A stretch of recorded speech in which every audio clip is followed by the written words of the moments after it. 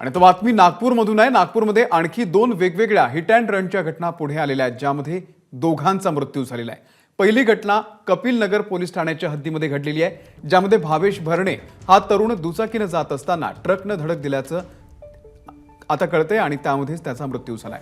अपघातानंतर ट्रक चालक पळून गेलाय।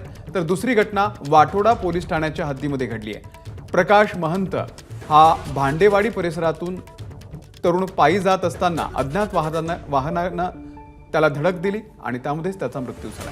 मागच्या 48 तासात झालेल्या वेगवेगळ्या अपघातांमध्ये एकूण 6 नागरिकांचा मृत्यू झालाय, ज्यामध्ये 5 मृतक हे 30 वयोगटाच्या खालचे आहेत।